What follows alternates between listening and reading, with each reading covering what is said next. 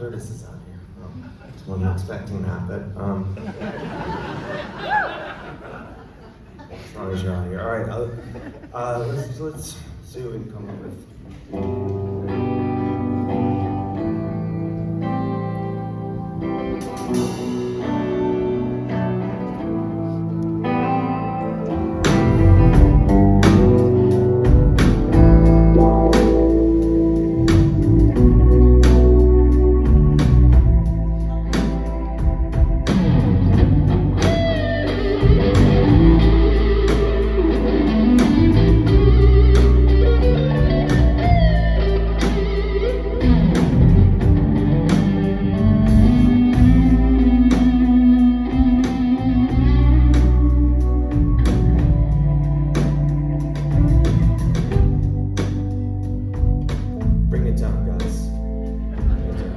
Don't stop. I mean, you're out here. Don't.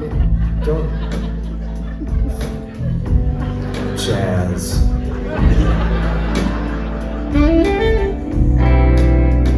Less of that. You're not like standing above like a subway grate. Just like.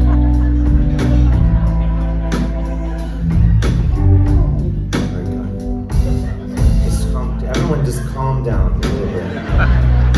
I'm really sorry I didn't plan past this point of this set.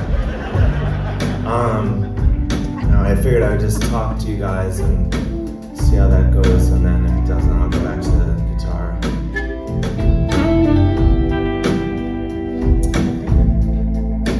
I'm sure as all of you know, this has been a really crazy, really hard last 3 or so years. For all of us, for all of everyone on planet Earth, but I think no one had it worse than me, Dave Hill. Thank you.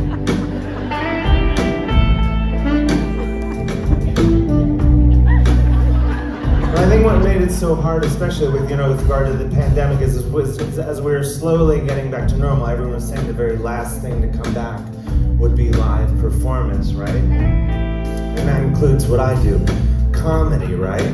And everyone was saying within the world of comedy, the very last kind of comedy to come back would be comedy that, a lot of people don't understand. And I was like, well, this could be really bad for me. And when this is all over, when we get back to normal, maybe I won't go back to my regular places just being like, what I've always been for so long, an international superstar, filling basements all over the world. Maybe I'll have to get a regular job again, right? And I've been an international superstar for a really long time. So I wasn't even sure what I would do, so I was like, what's the best job I ever had before I became an international superstar? So I wanted to tell you about my favorite job that I've had. Before I tell you about my favorite job, I want to tell you about my second favorite job that I ever had. It's back in the 90s. I was living in Cleveland, Ohio. Thank you. The Paris of Northeastern Ohio. But anyway, I had this job. Do you guys know LASIK surgery? The laser surgery where they fix your eyes? I mean, he does, am I right or am I right? Glasses.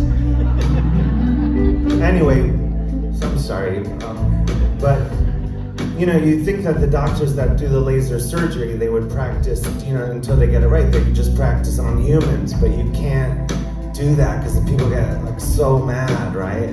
They're like, oh, you blind to me. And the doctor's like, what are you gonna do? You can't even see me. I'm over here. I'm over there. Get back here.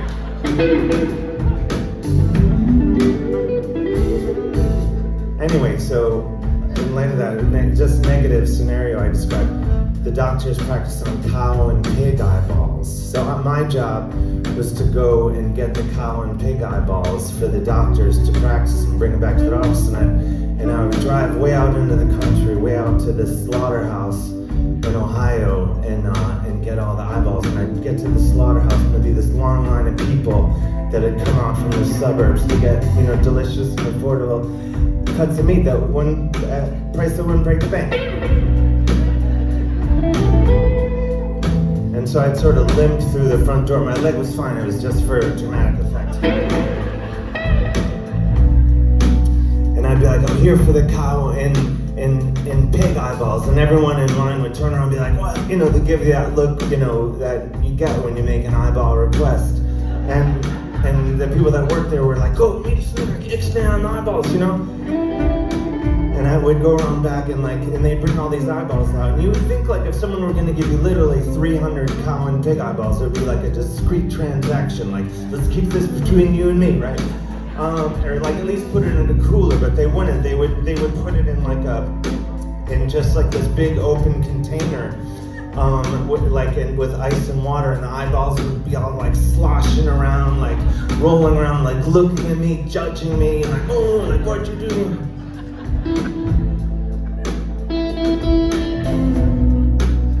And I'd take the eyeballs to the container, I'd set them on the floor of the car, and I'd begin the long drive back to Cleveland. And the whole time I was driving, I would think, well, like, oh my gosh, I hope the cops don't pull me over. But then on the other hand, I was thinking, like, it'd be kind of amazing if the cops pulled me over. Like, they'd be like, let me see your driver's license and registration. Like, oh my God, what are all those eyeballs? And I'd hit the gas, like, I'm getting out of here. And they'd be like, hey, come back here. And I'd be like, I'm just a boy.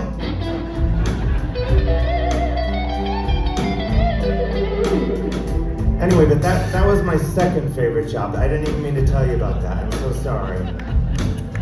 I want to tell you about my favorite job. For one day, back in the 90s, I was the driver for singer-songwriter, most famous person in the history of Iceland, Bjork.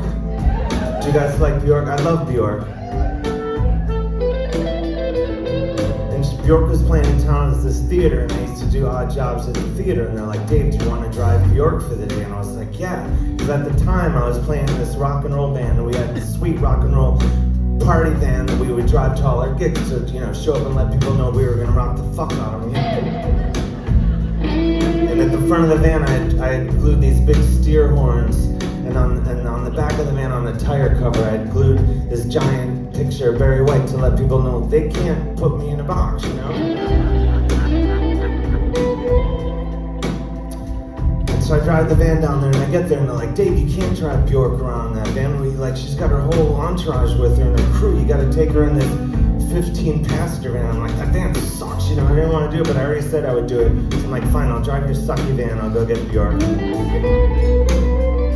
Bjork is Bjork is staying at the fanciest hotel in all of Cleveland, Ohio. And let your mind run wild. Like whatever you're picturing, it's even more than that. And I go in there, and this is before no one had cell phones at the time, right? So like 5 people in the world had cell phones, but they were this big like World War II movie. So like, oh, we lost a lot of men, right?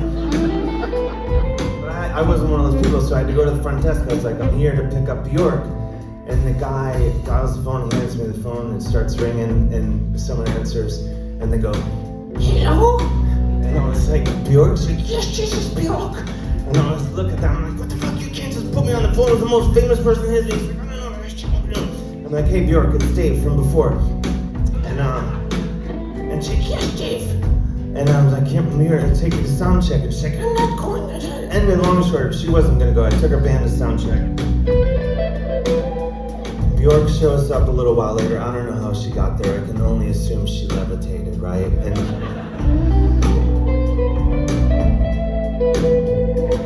they do sound check. They sound amazing. And then afterwards, the tour manager comes up and he's like, you know, we want to go with Bjork back to the hotel, but before we do that, we want to stop off and get energy bars. And this is the mid-90s in Cleveland, Ohio. This is long before the energy bar boom that we know today, right?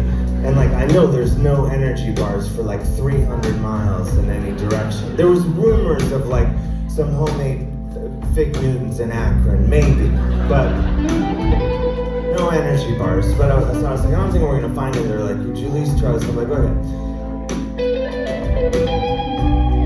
And everyone gets in the van, and Bjork sits right up front in the shotgun seat next to me, and I'm so excited. And we go to the first one, take them to a convenience store. Everyone gets out, except for Bjork, and it's just the two of us sitting there. And I'm like, this is my chance, you know. she'll probably fall in love with me, we'll be best friends or something. And I was like, Bjork, have you ever been to Cleveland before? She's like, yes, I've been to Cleveland. And I'm like, do you like Cleveland? She's like, yes, I like Cleveland. So we're having like an amazing time. And then they come out of the convenience store, they're like, they're all pissed off. They're like, there's no energy bars, you can take us somewhere else. And we go to the next place, everyone goes in, Bjork stays with me, and I'm like, Bjork, why do you want energy bars so badly? She's like, I like energy bars. And I was like, they're good? She's like, yes, yeah, good. I was like, awesome. And then they come out again, they're like even madder this time, they're just like, no energy bars, take us somewhere else. So I'm like, and then we stop the next place, and I'm like, Bjork, I'm pretty sure the best thing you're gonna find in any of these places is a box of Twinkies. And get this, Bjork goes, what is a Twinkie? And I was like, oh my God, now it's my responsibility on behalf of planet Earth to explain to Bjork what a Twinkie is. So I'm like, okay. Bjork, do you know what a ladyfinger is? She's like, yes, I know what a ladyfinger is. And I was like, okay, it's like a ladyfinger filled with whipped cream. And I was like, oh my God, that's so much easier than I thought. And she's like, it is good. I'm like, yes, it is really good. So at this point in the story, both me and Bjork are talking like Bjork.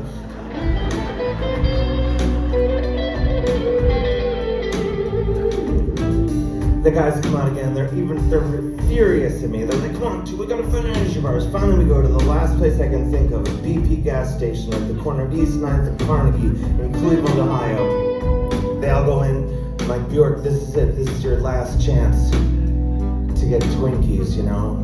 This is, if you don't get them now, it's not happening. She's like, oh, and I think we can all agree, you don't have to know the gas station that I'm talking about. I think we can all agree that Bjork's not supposed to be wandering all willy-nilly around the gas station parking lot in Cleveland, Ohio. But I was like, Bjork, get out, go get those Twinkies. She's like, yes, Dave. And makes a right, she's got her hand on the door to go into the BP gas station, and her tour manager and entourage come on, they're like, Bjork, what are you doing? What are you doing out of the van? And she points at me, she's like, Dave, I should go get some Twinkies. And they all look at me like, you motherfucker. And they're like, Bjork, you can't have Twinkies. And what are you doing out of the van? Get out of the van! Like they're like yelling at Bjork. Like a little while we were all like, free Britney. Like in the mid-90s in Cleveland, Ohio, I was like, free Bjork. Anyway, they get back. Everyone's so mad at me, except for Bjork, who is an absolute delight. They go play the show. They're amazing. Everyone's still furious with me except for Bjork. It was so amazing. I think back to that night, and I think like Bjork's been nominated for 16 Grammys and hasn't won one of them. Maybe the Twinkie would have made all the difference. I think we'd probably be living in that van together, just strung out on Twinkies. And then one day we'd run out and I'd be like, Bjork, we only have ho-hos. And she's like, what is ho-ho? And I'm like, oh no, it starts all over again. All right, thank you.